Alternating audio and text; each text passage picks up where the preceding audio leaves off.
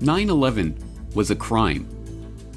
This should not be a controversial statement, but given how 9/11 was framed as a terrorist attack or even an act of war from the very moment that it occurred, it somehow is. If we lived in a world of truth and justice, 9/11 would have been approached as a crime to be solved, rather than an attack to be responded to. Let's imagine for a moment that we did live in such a world. If there were some crusading district attorney who actually wanted to prosecute the crimes of 9/11, how would he begin? Where would he start to unravel a plot so immense, one involving so many layers of obfuscation and the active collusion of some of the most powerful members of the perennial ruling class of America, the deep state?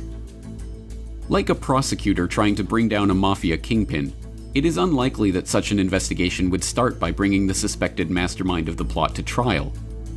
Such a vast and intricate operation would be picked apart from the outside, starting with people on the periphery of the plot who could be forced to testify under oath and who could provide leads further up the ladder. As more and more of the picture was filled in, the case against the inner clique who ran the operation would begin to strengthen, and gradually more and more central figures could be brought to trial. We may not live in a world where such a criminal investigation is taking place, but we are trying the crimes of 9/11 in the court of public opinion. There are still untold millions who think of 9/11 truth as a fringe movement driven by rash speculation and unwarranted leaps of logic. So what if we prosecuted some of these peripheral figures, the ones who are demonstrably and provably involved in the events of that day or the cover-up of those crimes, in that court of public opinion? Over the course of the Corbett Report's existence, I have looked at many figures who no doubt feature more prominently in the 9/11 plot itself from an operational standpoint. Dick Cheney, Donald Rumsfeld, Larry Silverstein, Dov Zakheim, Paul Bremer, Richard Armitage. But today, we will look at some of the other suspects in that crime. Not ringleaders or masterminds, not even people who were likely to know about the plot ahead of time, but those who helped cover up those crimes for the real perpetrators. These are the stories of the 9/11 suspects.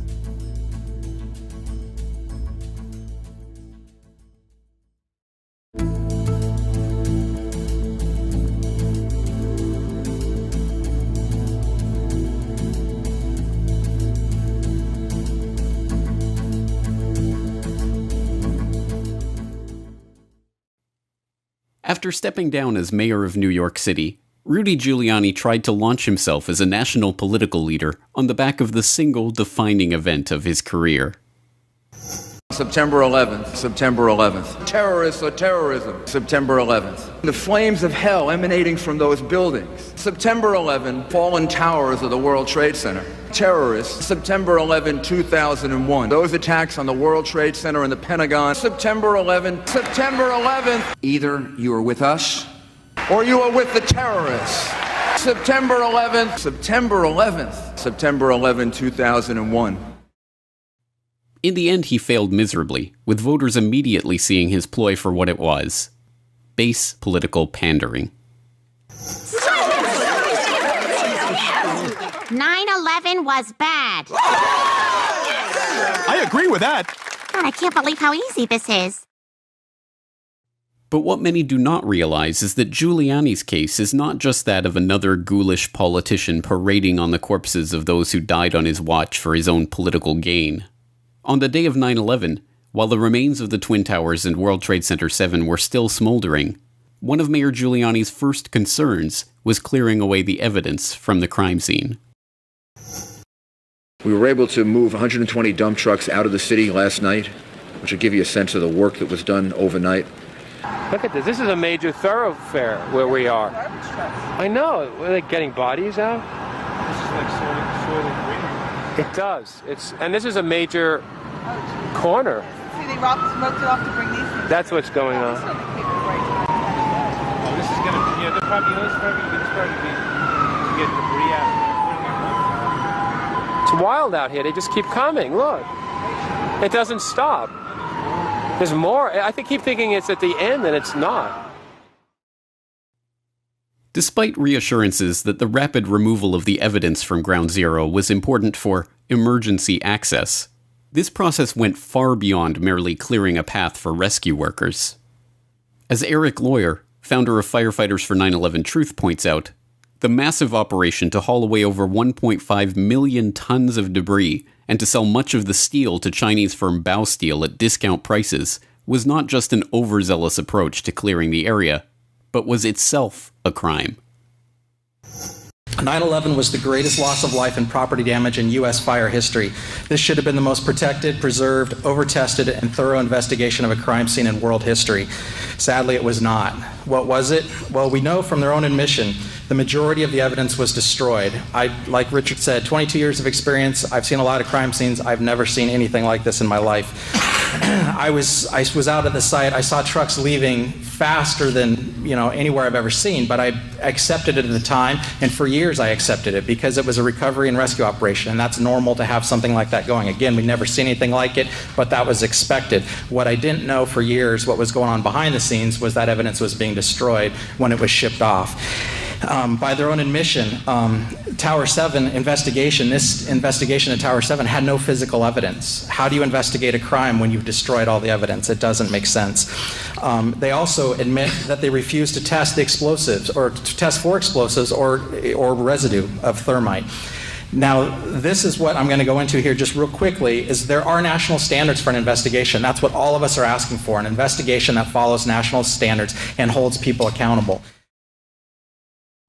Needless to say, an investigation of the 9/11 crime scene following the national investigation standards has never been conducted and never will be, as Giuliani oversaw the illegal destruction of the evidence itself.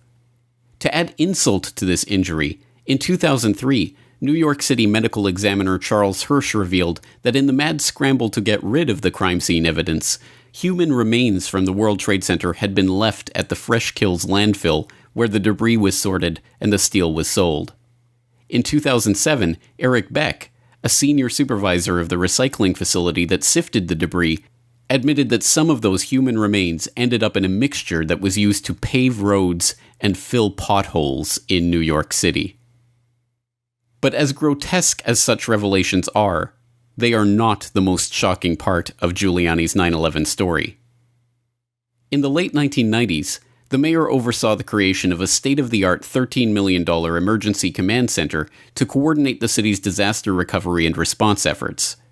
Located on the 23rd floor of World Trade Center Building 7, just across Vesey Street from the Twin Towers, the center, dubbed by local press at the time as Giuliani's Bunker, included reinforced, bulletproof, and bomb-resistant walls, its own air supply and water tank, beds, showers to accommodate 30 people, and 3 backup generators. It could be used to monitor all of New York's emergency communications frequencies and was staffed 24 hours a day. And yet, remarkably, on the morning of 9/11, neither Mayor Giuliani nor any other city personnel or police or fire department officials were in the bunker after the Twin Tower strikes. As I told you guys before, it's very funny. I was on my way to work, and traffic was excellent. I received a call that a small Cessna had hit the World Trade Center, and I was asked to go and man the Office of Emergency Management. Upon arriving into the OEM EOC, we noticed that everybody was gone. I saw coffee that was on the desk. Still, the smoke was still coming off the coffee. I saw half-eaten sandwiches, and only me, Mr. Hess, was up there. So why wasn't the mayor and the city's emergency personnel in the location that had been purpose-built for just such an event? According to Giuliani, they had been told to evacuate because they had been given a warning that the Twin Towers were going to collapse. A warning that was evidently not passed on to any of the emergency personnel that were still working in the buildings. I went down to the scene and we set up headquarters at 75 Barclay Street, which was right there with the police commissioner, the fire commissioner, the head of emergency management. And we were operating out of there when we were told that the World Trade Center was going to collapse. And it did collapse before we could actually get out of the building. So we were trapped in the building for 10, 15 minutes and finally found an exit and got out, walked north, and took a lot of people with us. Giuliani, in his own words, has admitted that he was warned that the World Trade Center was going to collapse.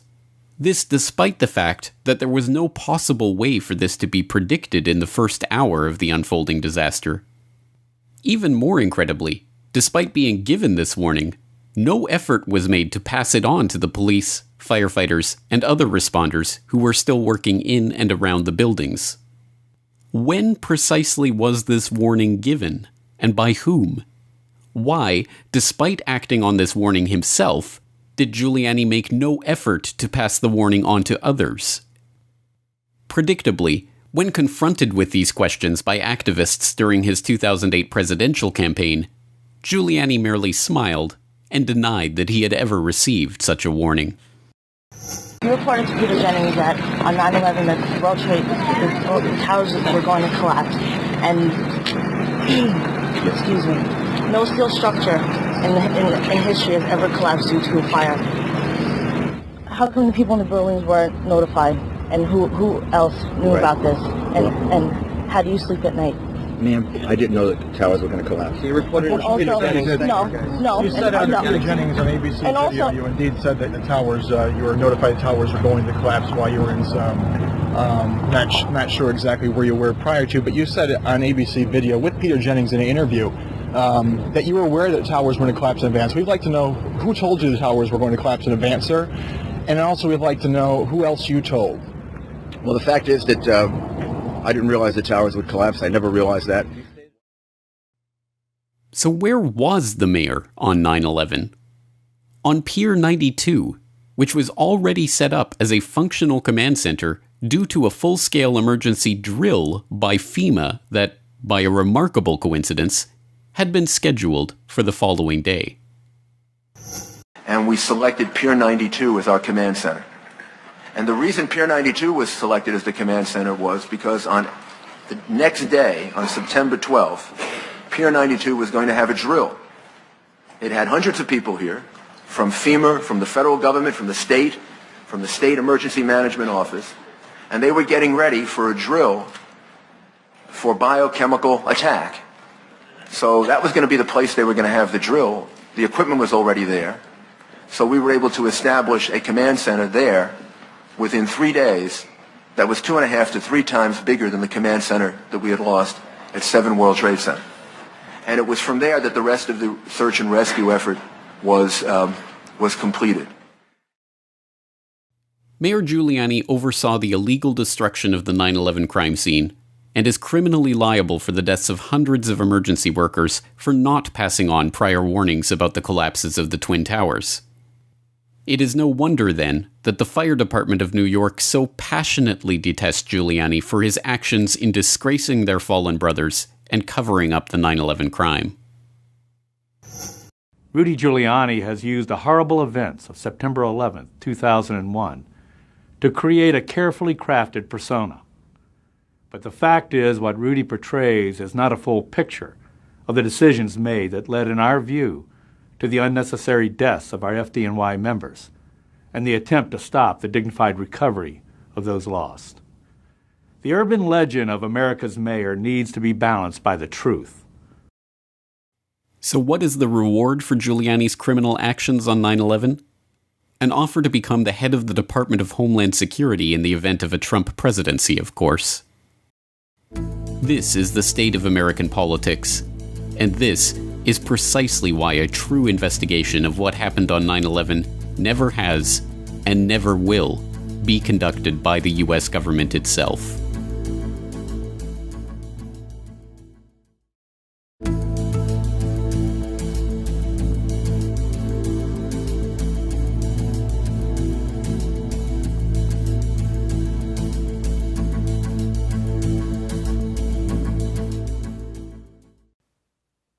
The Dust Lady photo has become one of the iconic images of 9/11.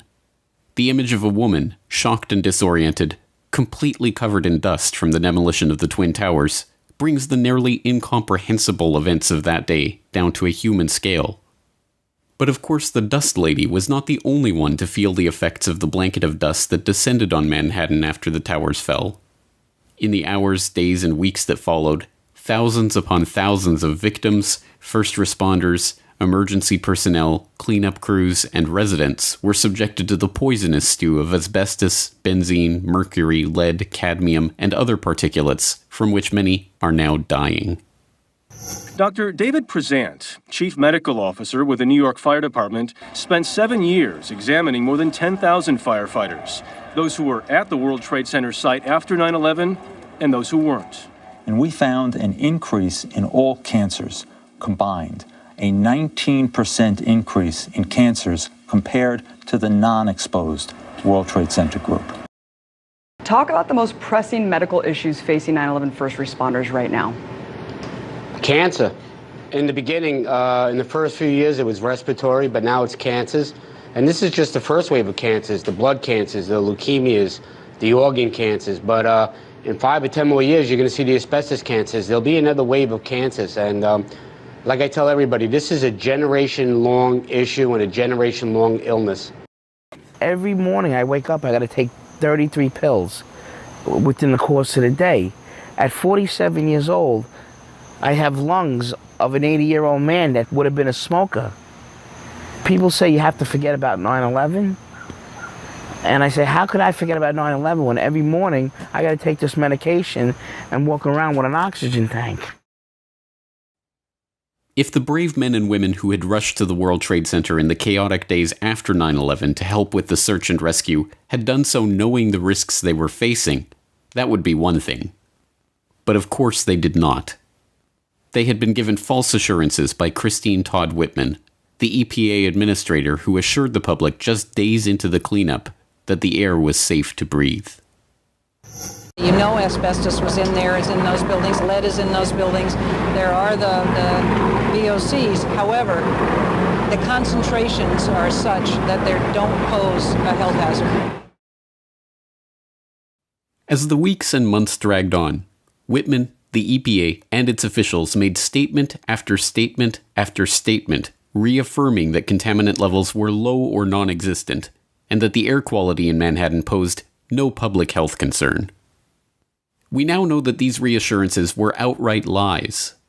On September 18th, the very same day that Whitman and the EPA were encouraging New Yorkers to return to work, the agency detected sulfur dioxide levels in the air so high that, according to one industrial hygienist, they exceeded the EPA's standard for a classification of hazardous.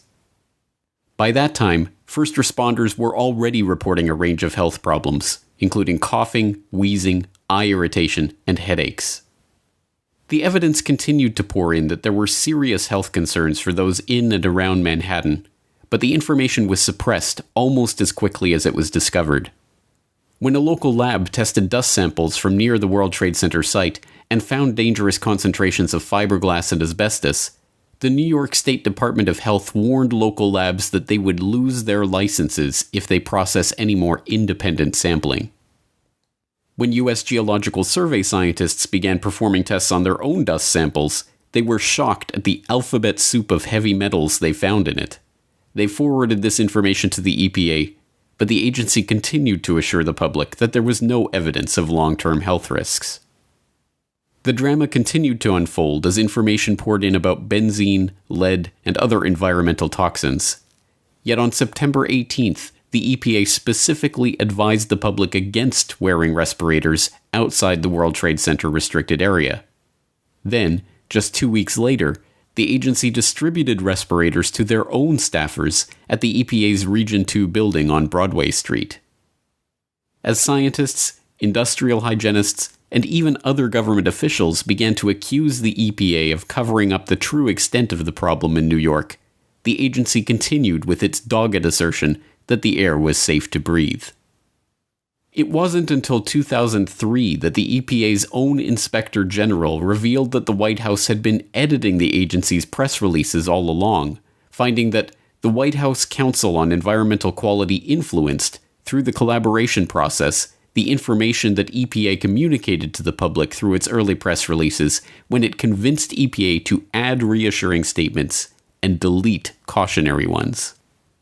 When new documents were released to the public in 2011, on the eve of the 10th anniversary of 9/11, it was discovered that this editing was even worse than originally feared. there were clear warnings, specifically on Water Street, which for those people in this area know is not far from Wall Street, that showed that the levels of contaminants in the air were too high for people to go back. That was removed, which was bad enough, and then replaced with a recommendation that people go back to work. They were urged to go back, even though the early samples were showing that there were high levels of contaminants. And you point out also that in many cases they were telling people it was safe before they had even finished conducting initial tests. In one email exchange that happens on the 13th, so it's just a day and a half later, the people in Washington at the White House Council on Environmental Quality are telling the people up here, hey, Christine Whitman is coming up. She's going to talk to reporters because all the results so far have been so positive.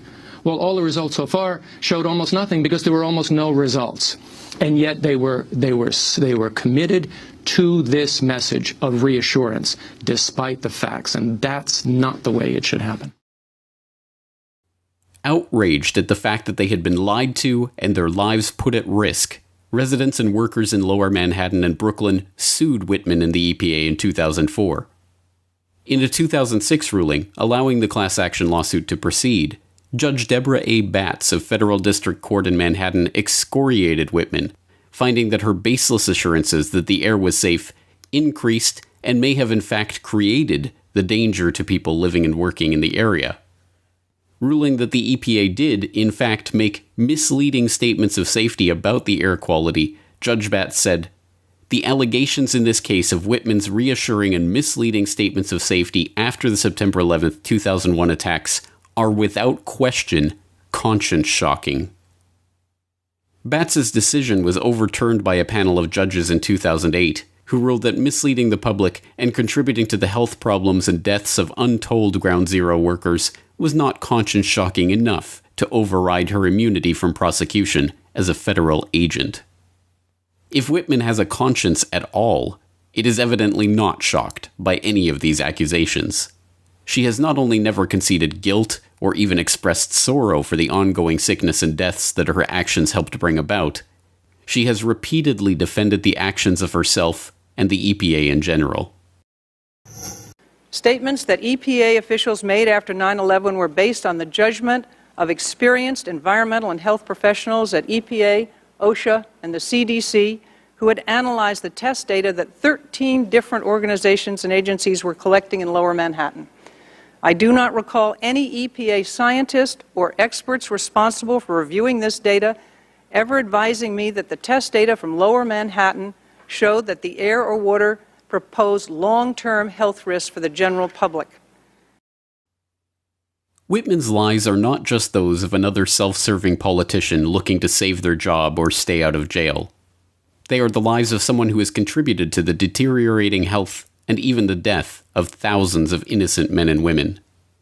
For the victims of Christine Todd Whitman, the EPA, the White House Council on Environmental Quality, and all of the other agencies and officers who lied to the public about the health risks in New York, 9/11 is not a single day of horror that occurred a decade and a half ago. It is a slowly unfolding nightmare, one that every day brings them one step closer to their grave. The Dust Lady is one of the icons of the tragedy of that day. Should it be any surprise, then, that she too was ravaged by 9/11-related diseases and ultimately died of cancer last year? She was not the first person to die from the aftermath of 9/11. And, thanks to Christine Todd Whitman and the liars at the EPA who have consigned untold thousands to a similar fate, she will not be the last. My name's David Miller. On September 11th, 2001, along with hundreds of my fellow troops, I went to Ground Zero. No one asked us, no orders were given. We went because our city, our country, our neighbors were under attack. And we knew what to do, or at least we thought we did.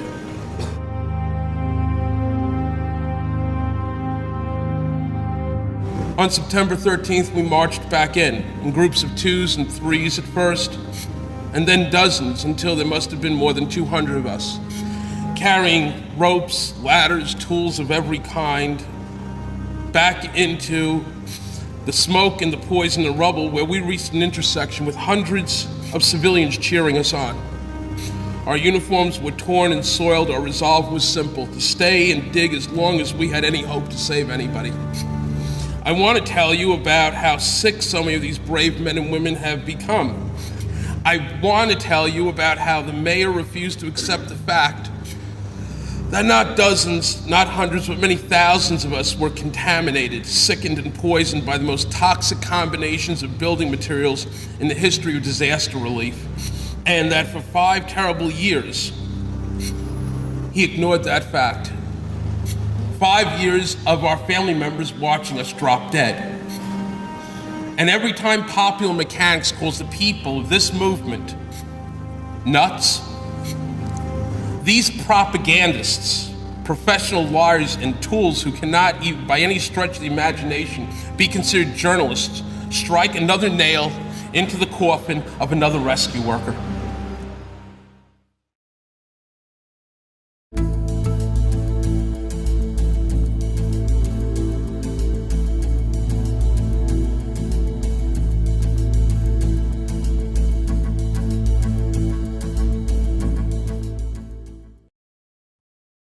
It took President Bush an extraordinary 441 days after 9/11 to establish a commission to investigate the events of September 11, 2001.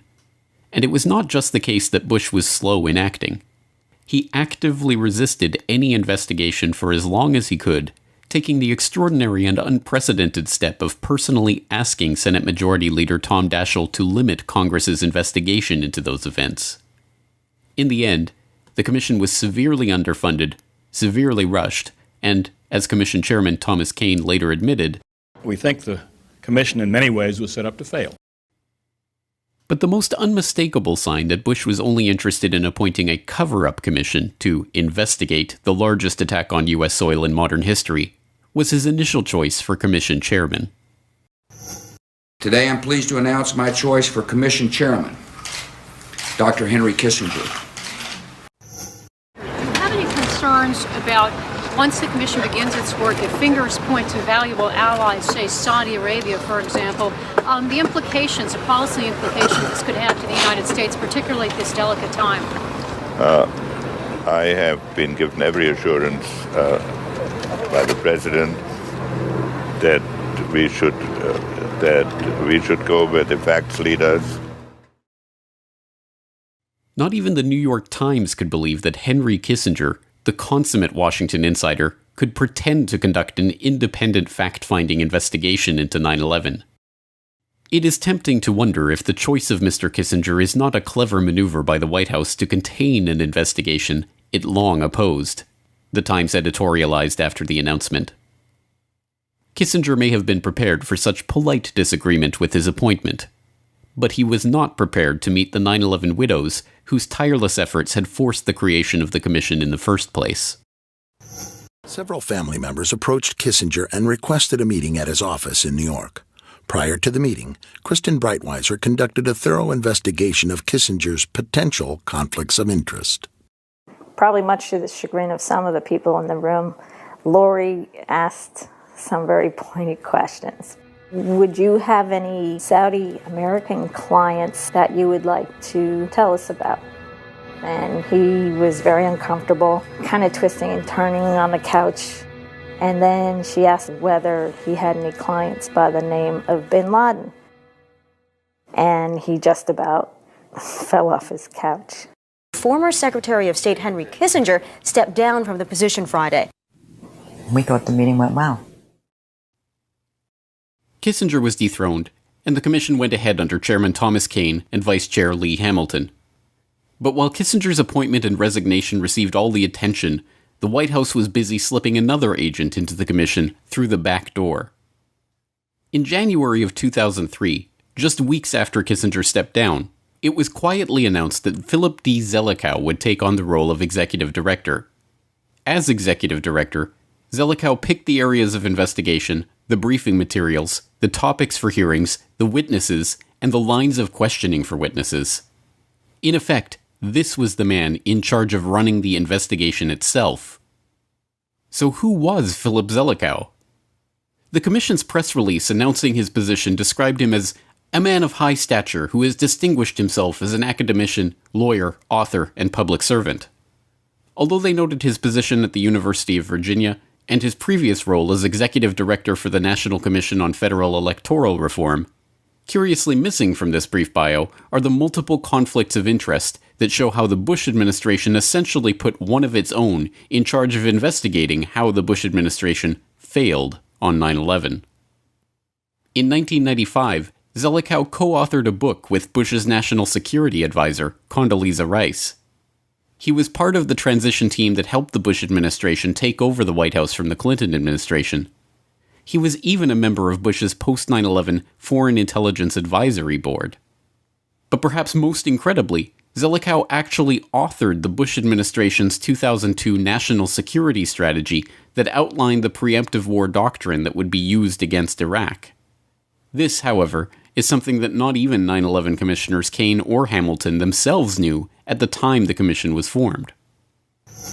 Zelikow was the author of a very important document issued by the White House in September 2002 that really turned military doctrine on its head and said that the United States could become involved in preemptive war, preemptive defense, that we could attack a nation that didn't pose an immediate military threat to this country. And obviously in September 2002, it sure appeared that that document was being written with one target in mind, Iraq.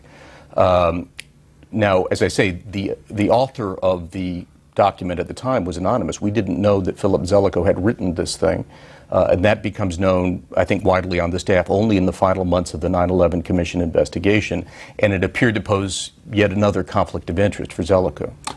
Just to be clear, the preemptive doctrine memo comes out in September of 2002. The commission is created formally in December 2002. And do Kane and Hamilton, when they hire Zelikow, are they aware of his role as the author of the preemptive doctrine? I don't believe so. These conflicts of interest were not merely theoretical.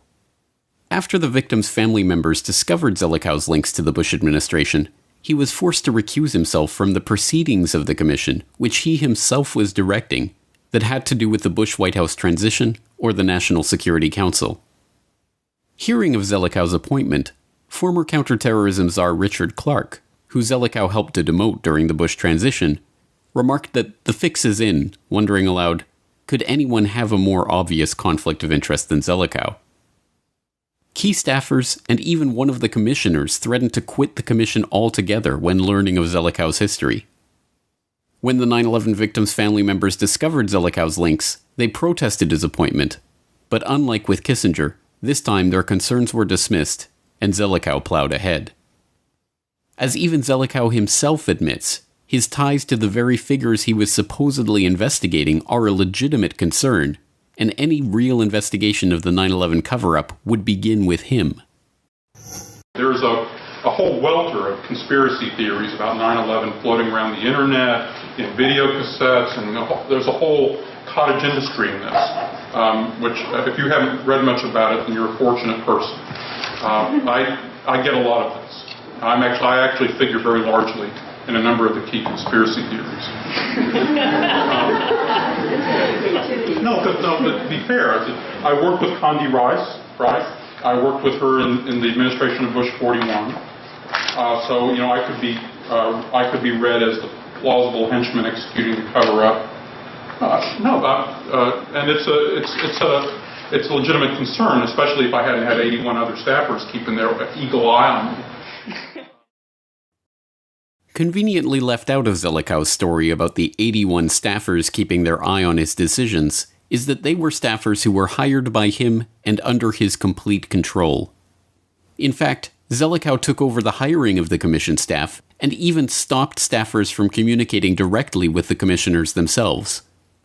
In the first few months, the 9/11 commissioners themselves rarely even visited the commission because Zelikow denied them their own offices or the ability to hire their own staffers.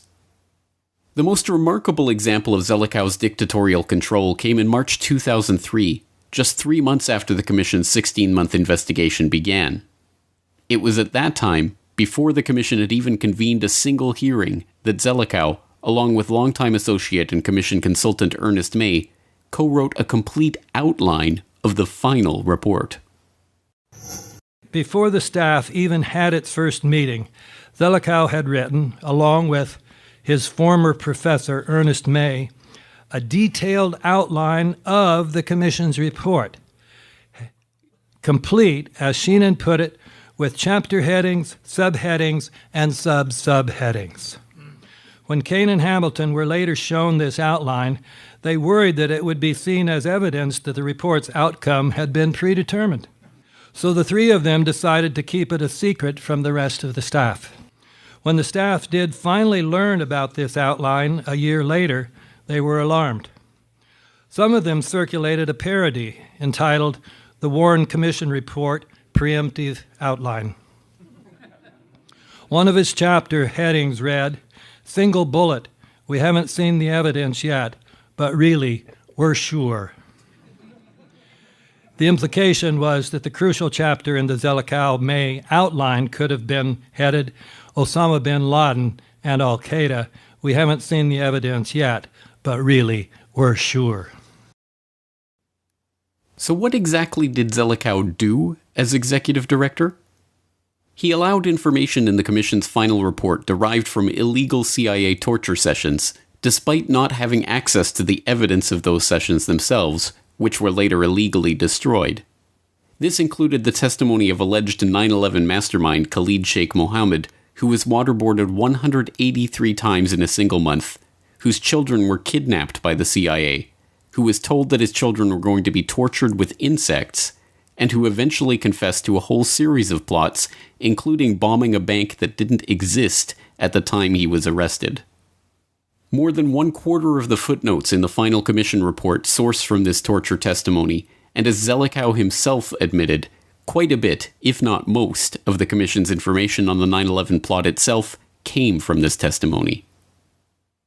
Zelikow denied interviews and documents to staffers investigating the Saudi connection to the attacks, eventually firing one of them and removing the text of their investigation from the final report. He personally rewrote a commission staff statement to suggest a systematic link between al-Qaeda and Iraq before 9/11, outraging the authors of the original statement. He worked behind his own staffers' back to stop them from serving the Pentagon a subpoena to answer about information NORAD was withholding from the commission. He sat on a proposal to open a criminal investigation into FAA and military officials who lied to the commission for months, and then forwarded that proposal not to the Justice Department, who could have brought criminal charges, but to the Inspector General, who could not. And he covered up information on Able Danger, a military intelligence team that had identified several of the alleged 9/11 hijackers in the country before 9/11. After the initial disclosure, Dr. Zelikow came to me at the end of the meeting, gave me his card and said, "What you said today is critically important, very important. Please come see me when we return to Washington, D.C." I returned to Washington, D.C., January of 2004, call in, they say, "We want to see you, stand by." Nothing happens. A week goes by. I call again. They say, "We don't need you to come in. We have all the information on Able Danger we need. Thank you anyway." And that was where it ended. All right, so the information that you told Dr. Zelikow in Afghanistan about the CIA interfering with your ability to provide actionable intelligence to the United States government, intelligence that might have helped them find out who caused 9/11, you were not permitted to testify about. That's correct. Okay. From the initial outline to the final report, Zelikow carefully guided the process, hiring and firing the staff, directing their research efforts, deciding on witnesses, scrubbing information, and shielding his former colleagues in the White House from criticism. But perhaps more remarkable than the fact that the fix was in from the moment he took over the commission and began working on the predictive outline of the final report, is that he had in fact written about 9/11 and its eventual aftermath in 1998, 3 years before September 11th. In an article entitled Catastrophic Terrorism, Tackling the New Danger, written for the Council on Foreign Relations Foreign Affairs in November 1998, Zelikow and co-authors Ashton Carter and John Deutsch ask readers to imagine a catastrophic act of terrorism like the destruction of the World Trade Center. Like Pearl Harbor, the event would divide our past and future into a before and after. The United States might respond with draconian measures scaling back civil liberties, allowing wider surveillance of citizens, detention of suspects, and use of deadly force. More violence could follow, either future terrorist attacks or U.S. counterattacks. Belatedly, Americans would judge their leaders negligent for not addressing terrorism more urgently.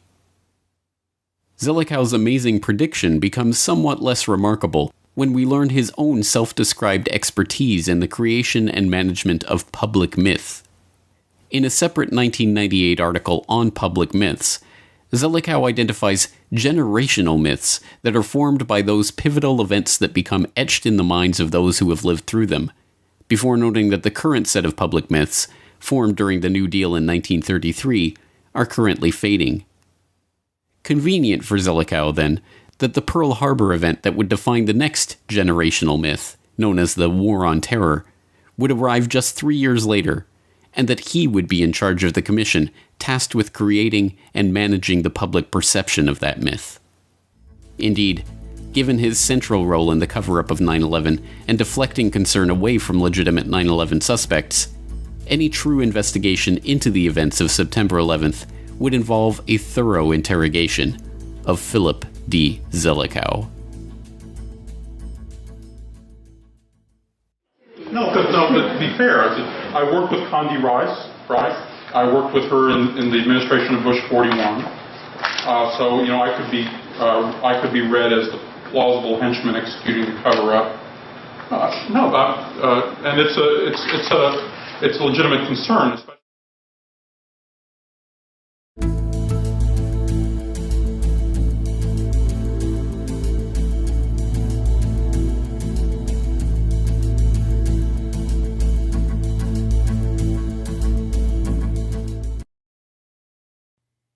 A 21-year veteran of the CIA, Robert Baer is billed as one of America's most elite intelligence case officers. Having worked field assignments in Lebanon, Sudan, Morocco, Iraq, and other international hotspots, he was praised by Pulitzer Prize-winning investigative journalist Seymour Hersh as perhaps the best on-the-ground field officer in the Middle East. He has written multiple books based on his experiences with the agency. He has worked as a consultant on documentary and television projects. He regularly appears as a commentator on CNN and other news outlets, and he writes a regular column on intelligence matters for Time. George Clooney's character in Syriana, Bob Barnes, is based on Baer and his experiences with the CIA. And 90% of what's left is in the Middle East. This is a fight to the death. I think we've got something that utilizes your specific skill set. His money's in a lot of dark corners. I want you to take him from his hotel, drug him, put him in the front of a car, and run a truck into him at 50 miles an hour. It's good to have you back in town. Robert Baer retired from the CIA in 1997 and received the agency's Career Intelligence Medal the following year. In short, he is a serious and well-respected career intelligence official. All of this makes it particularly stunning that in 2008, he told a team of citizen journalists in Los Angeles that he knew a man who cashed out the day before 9/11. And then the last thing I would leave you with is National Reconnaissance Office was running a drill of a plane crashed into their building, and you know they're staffed by DOD and CIA. I know the guy that went into his broker in San Diego and said, "Cash me out, it's going down tomorrow." Really? Yeah. That tells us something. What? That tells us something. Well, his brother worked in the White House. Given Robert Baer's experience and training, it is difficult to comprehend just how significant the information that he just casually admits here really is. We are left with only two possibilities. Either Baer is lying, or he has direct knowledge of someone whose brother worked at the White House who had foreknowledge of the 9/11 plot. There is no middle ground here. The man Robert Baer claims to know is at least an accessory before the fact to the crimes of 9/11, if not an actual accomplice or co-conspirator in those crimes. By failing to report this information to the investigative authorities, Baer leaves himself open to being an accessory after the fact to those same crimes. Title 18, Section 3 of the U.S. Code defines the criteria for an accessory after the fact to a crime committed against the United States. Whoever, knowing that an offense against the United States has been committed, receives, relieves, comforts, or assists the offender in order to hinder or prevent his apprehension, trial, or punishment is an accessory after the fact. Given the exceptionally grave nature of this admission and its repercussions, one would suppose that Baer has been questioned by other media and or the FBI and made to discuss in detail precisely who it was who cashed out and how he knew about the 9/11 plot in advance. But one would be wrong. Since making this stunning admission to the cameras of We Are Change Los Angeles, no one has ever asked Baer for more information about the case. So what does Robert Baer say about the possibility of a 9/11 inside job? In 2007, writing about the CIA's admission that they illegally destroyed the videotaped interrogations of high-profile terror suspects, Baer said, "I myself have felt the pull of the conspiracy theorists who believe that 9/11 was an inside job, somehow pulled off by the US government. For the record, I don't believe that the World Trade Center was brought down by our own explosives, or that a rocket, rather than an airliner, hit the Pentagon. I spent a career in the CIA trying to orchestrate plots, wasn't all that good at it, and certainly couldn't carry off 9/11, nor could the real pros I had the pleasure to work with." But just 1 year before, he gave a very different answer to Thomas Hartman on his radio show. So are you just, personally of the opinion, I mean, not obviously you can't speak for the CIA or your previous activities with the agency, but are you of the opinion that there was an aspect of inside job to 9/11 within the U.S. government? There's that possibility. The evidence points at it. And why is it not being investigated? Why isn't the WMD story being investigated? Why isn't anybody been held accountable for 9/11? We held people accountable after Pearl Harbor. I mean, why has there been no change of command? Why has there been no political repercussions? Why has there been no any sort of exposure on this? It really makes you wonder. So why is Robert Baer hiding the identity of a 9/11 accomplice or co-conspirator? And will the FBI be asking him for details of this story anytime soon? Until the American public shows some interest in this shocking admission, it is unlikely that anything will happen. And then the last thing I would leave you with is National Reconnaissance Office was running a drill, a plane crashed into their building, and they're staffed by DOD and CIA. I know the guy that went into his broker in San Diego and said, "Cash me out, it's going down tomorrow." Really? Yeah. That tells us something. What? That tells us something. Well, his brother worked in the White House. When you say that there's...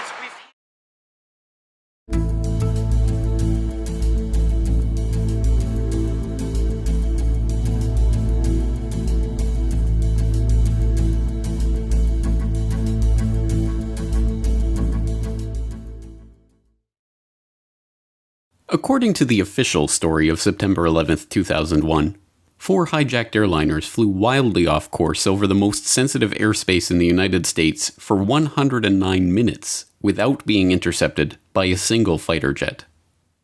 As Commander-in-Chief of the North American Aerospace Defense Command on 9/11, General Ralph Eberhart was in charge of the largest failure to defend North American airspace in history. Rather than accepting blame for his command's complete lack of response that morning, however, or even expressing regret about what had occurred, General Eberhart instead spent the rest of his career attempting to pin the blame for this failure squarely on the FAA. You've read a lot over the last 2.5 years about what NORAD did and did not do that morning and should have done in the years and months leading up to that attack. Ground truth is that NORAD was charged to support the FAA in the event of a hijacking. Our role was to respond to the request from FAA to get airborne, fly, shadow the hijacked airplane, say whether the hijacked airplane was following the instructions of the air traffic controller of FAA, and in a terrible situation that airplane crashed or that airplane exploded in midair, document that tragedy.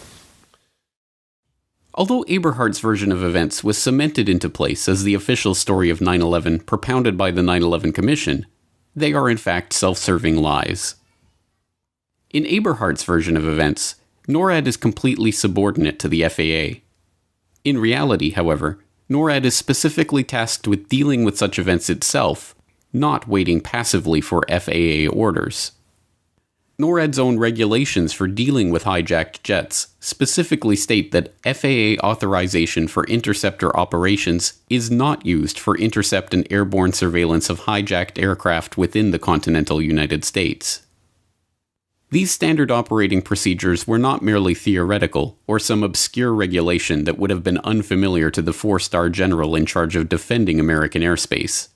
In the year 2000 alone, NORAD scrambled fighters in response to unknowns, pilots who didn't file or diverted from flight plans or used the wrong frequency, 129 times.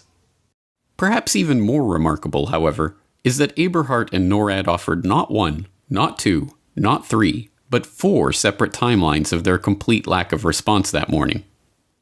The first, offered by Chairman of the Joint Chiefs of Staff Richard Myers just 2 days after the attacks during his confirmation hearings in the Senate, claimed that not a single fighter was scrambled to intercept any of the airliners until after the incident at the Pentagon. 1 week later, NORAD released a partial timeline that indicated they had in fact received advance notification about 3 of the planes with as much as 20 minutes warning, more than enough time for the planes to have been intercepted. A third story emerged in May 2003. This time, NORAD was only contacted about Flight 175 at 9:05 a.m., 3 minutes after it crashed into the South Tower. The official story, found in the 9/11 Commission's final report, was that NORAD received no advance notice of any of the flights. Eberhardt and the military were completely exonerated. However, Eberhardt had testified in October 2001 that NORAD had been notified about Flight 77 at 9:24 a.m. The 9/11 Commission determined that this was a lie. Regardless of the truth or untruth of any of these accounts, the simple fact is that, according to the 9/11 Commission itself, Eberhardt had lied to Congress, which is in fact a crime. By the 9/11 Commission's own account, Eberhardt should have been tried. But Eberhardt's lies do not end there. Many people will talk about that they knew that there was going to be an attack. They knew that people were going to take over an aircraft and fly it into a building. I can tell you that there was no credible intelligence at that time to go build a defense against that type of attack. Tragically, we were wrong. We were wrong. Once again, Eberhardt's depiction of events is a self-serving and easily demonstrable lie. Not only had NORAD envisioned such a scenario, they had been training for it extensively in the years leading up to 9/11. Between October 1998 and September 2001, NORAD had conducted 28 exercise events involving hijackings. At least 5 of those hijack scenarios involved a suicide crash into a high-value target. Furthermore, at least 6 of the exercises took place completely within American airspace, putting to rest the oft-heard excuse that NORAD wasn't prepared for threats from within the U.S. Another note that would be of interest to prosecutors looking at potential foreknowledge of the 9/11 attacks pertains to Eberhardt's dual role as Commander-in-Chief of U.S. Space Command, where he was responsible for setting something called the Infocon threat level. Established in March 1999, the Infocon threat level was designed as a measure of the threat to Defense Department computer systems and networks, and different levels required different protocols for securing communications and information systems. At 9:09 p.m. on September 10, 2001, less than 12 hours before the attacks began, Eberhardt reduced Infocon to level 5, the lowest threat level, making it easier for hackers to compromise Defense Department systems and controls. Eberhardt has never been asked about this change in the public record. There are a laundry list of other questionable actions that Eberhardt took on 9/11. His failure to implement military control over U.S. airspace. His decision to drive from Peterson Air Force Base to NORAD's Cheyenne Mountain Control Center at 9:30 a.m., right in the middle of the attacks, despite knowing this would involve loss of communication for part of the drive. and the fact that it took him 45 minutes to complete the 30-minute trip. His decision to ground all fighter jets by ordering them to battle stations instead of ordering them to scramble at 9:49 a.m. And even NORAD's inability to turn over basic documentation to government investigators. The official story of 9/11 is a lie. But Eberhardt's story is a lie within that lie, designed to absolve himself and other members of the US military charged with American airspace that morning from the most catastrophic failure in that mission in their history. And not only did Eberhardt survive with his career intact, he was praised as a 9/11 hero and moved into the private sector after leaving NORAD in 2004, as chairman and board member of a number of companies that directly benefited from the post-9/11 police state and the post-9/11 war on terror.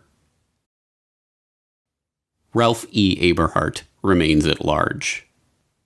We have a problem here. We have a hijacked aircraft headed towards New York. Is this real world or exercise?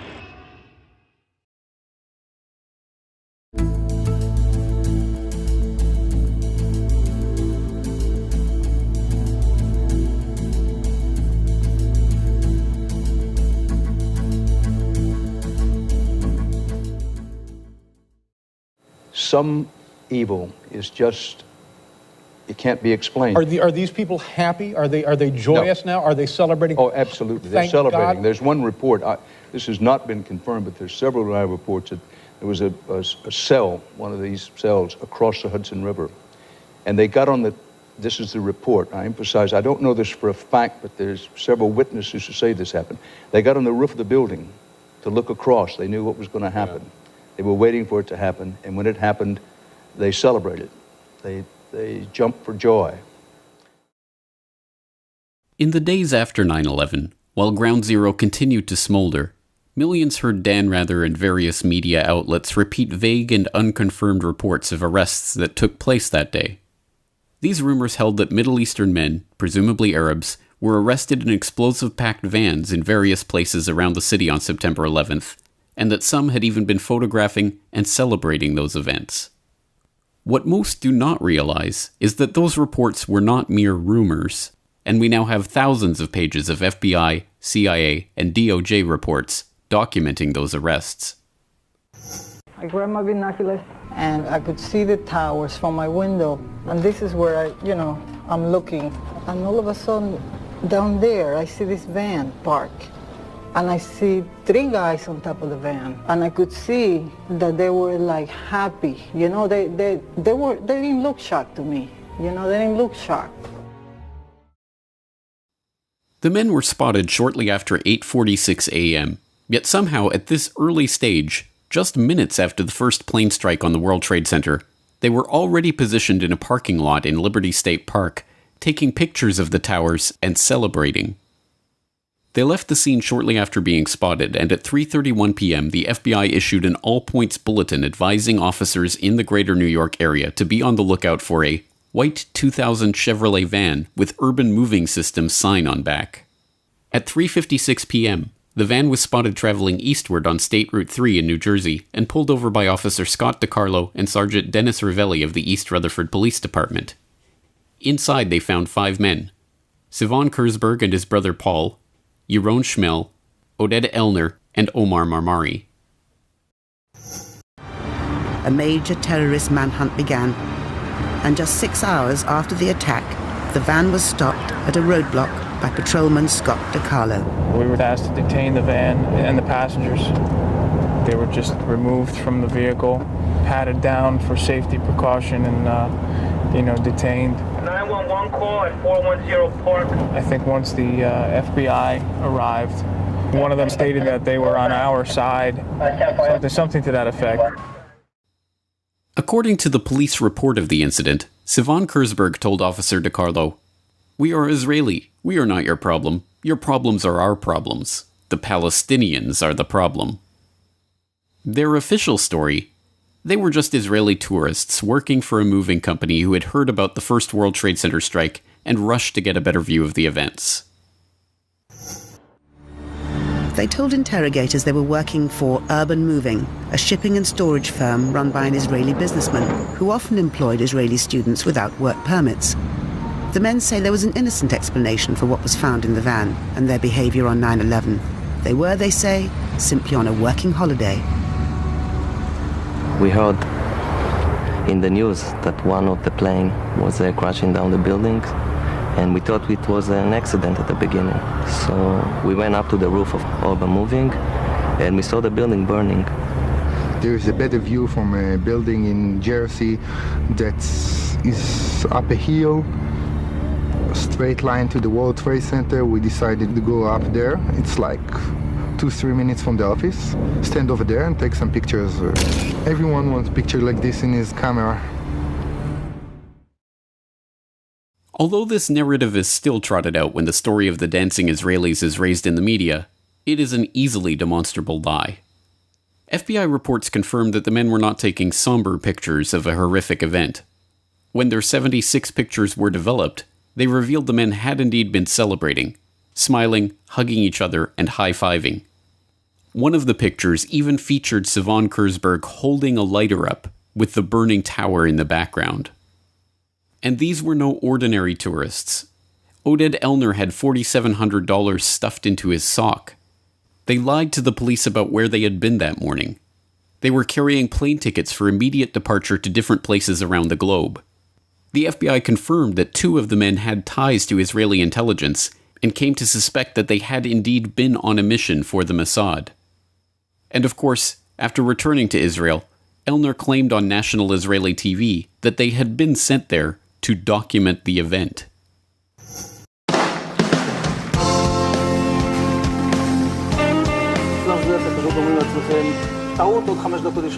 And at that point, we were taken for another round of questioning, this time related to our allegedly being members of Mossad. The fact of the matter is, we are coming from a country that experiences terror daily. Our purpose was to document the event. Their purpose was to document the event? But how could they possibly have known what event they were documenting at that point? Before the second plane strike, when those few who even knew about the situation had assumed it to be an accident or pilot error. And when did they arrive at the parking lot to document the event anyway? The FBI reports show how the men gave confused and often conflicting accounts of when and how they learned about what was happening and when they arrived at the parking lot. Oded Elner even said they had arrived there shortly after 8 a.m., which would have been 45 minutes before the attacks even began. This is in line with one of the eyewitnesses that had placed their Urban Moving Systems van at the parking lot at 8 a.m. How could they have been in place and ready to document the event unless they knew what was about to happen? Any way you cut it, this story is unbelievable. Men with documented connections to Israeli intelligence and working in the United States without appropriate permits were detained after having been caught celebrating the attack on the World Trade Center at a time when no one knew that the WTC strike was an attack. So surely these men are locked behind bars to this day, right? Surely they were transferred to Guantanamo and held without trial for 15 years as part of the war on terror, weren't they? No. They were immediately transferred to federal custody, held for 71 days, and then deported back to Israel. The owner of the Urban Moving Systems company that had employed them, Dominic Suter, was investigated by the FBI too. They concluded that Urban Moving may have been providing cover for an Israeli intelligence operation, and even seized records and computer systems from the company's offices. When they went back to question him again on September 14th, he had fled back to Israel. And what about the dancing Israelis' pictures themselves? The Justice Department destroyed their copies on January 27, 2014. And these intelligence agents on an intelligence mission who were there to document the event of 9/11 before anyone knew 9/11 was taking place? Don't worry, they were just spying on Arab terrorists. And while the FBI or certain sources might believe that in fact they were Israeli intelligence, they don't believe that the U.S. was a target, that they were actually investigating Muslim groups? They believe if this was an intelligence operation by Israel, that it was focused on the Islamic groups and charities that raise money for groups that are considered by U.S. law enforcement and others terrorist groups.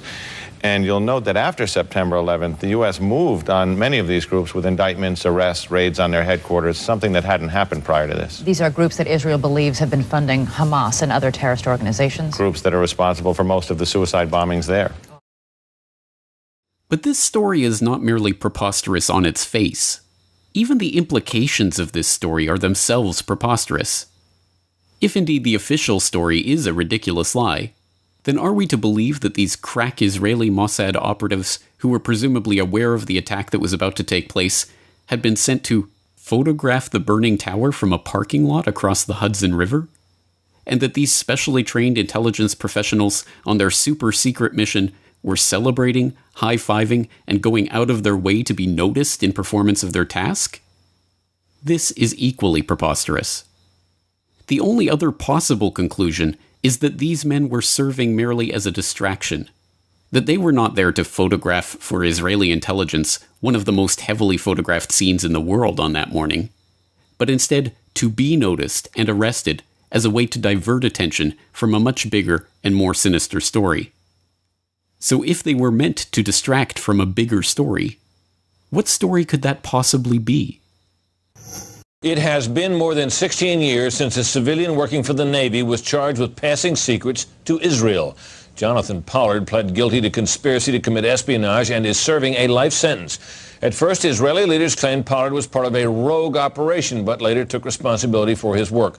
Now, Fox News has learned some U.S. investigators believe that there are Israelis again very much engaged in spying in and on the U.S., who may have known things they didn't tell us before September 11th. Fox News correspondent Carl Cameron has details in the first of a four-part series. Since September 11th, more than 60 Israelis have been arrested or detained, either under the new Patriot anti-terrorism law or for immigration violations. A handful of active Israeli military were among those detained, according to investigators, who say some of the detainees also failed polygraph questions when asked about alleged surveillance activities against and in the United States.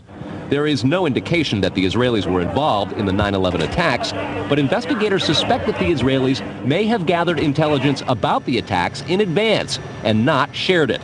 A highly placed investigator said there are, quote, tie-ins, but when asked for details, he flatly refused to describe them, saying, quote, evidence linking these Israelis to 911 is classified. I cannot tell you about evidence that has been gathered. It's classified information. Asked this week about another sprawling investigation and the detention of 60 Israelis since September 11th, the Bush administration treated the questions like hot potatoes. I would just refer you to Department of Justice with it. I'm not familiar with the report. I'm aware that some Israeli citizens have been detained. With respect to why they are being detained and the other aspects of your question, whether it's because they are in intelligence services or what they were doing, I will defer to the Department of Justice and the FBI to answer that. Beyond the 60 apprehended or detained and many deported since September 11th, another group of 140 Israeli individuals have been arrested and detained in this year in what government documents describe as, quote, an organized intelligence gathering operation designed to, quote, penetrate government facilities. Most of those individuals said they had served in the Israeli military, which is compulsory there, but they also had, most of them, intelligence expertise and either worked for Amdocs or other companies in Israel that specialize in wiretapping. Earlier this week, the Israeli embassy here in Washington denied any spying against or in the United States. Carl, what about this question of advanced knowledge of what was going to happen on 9/11? How clear are investigators that some Israeli agents may have known something? Well, it's very explosive information, obviously, and there's a great deal of evidence that they say they have collected, none of it necessarily conclusive. It's more when they put it all together. A bigger question, they say, is how could they not have known? Almost a direct quote, Brett. The most phenomenal part of this report is not that it was eventually erased from the web by Fox News itself, but that it ever made it to the air at all.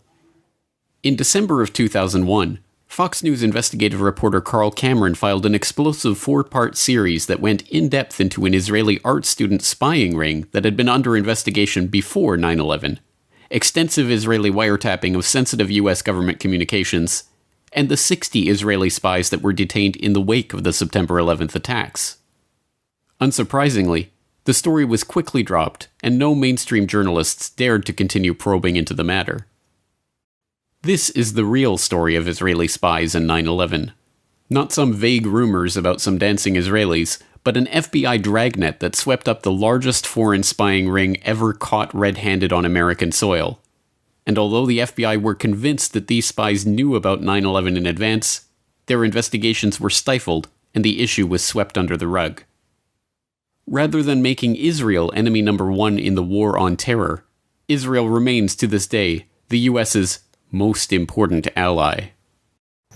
And if I'm fortunate enough to be elected president, the United States will reaffirm we have a strong and enduring national interest in Israel's security.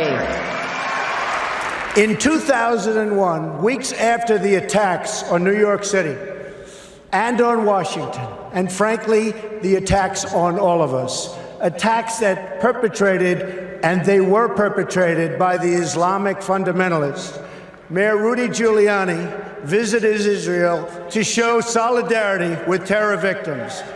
I sent my plane because I backed the mission for Israel 100%. But perhaps this is understandable. After all, we all remember how Yasser Arafat gloated about 9/11 and said it was good for Palestinians, right? Oh wait, that wasn't Yasser Arafat. It was Benjamin Netanyahu. The Israeli newspaper Ma'ariv has reported Israel's former Prime Minister Benjamin Netanyahu has publicly said the September 11th attacks have been good for Israel.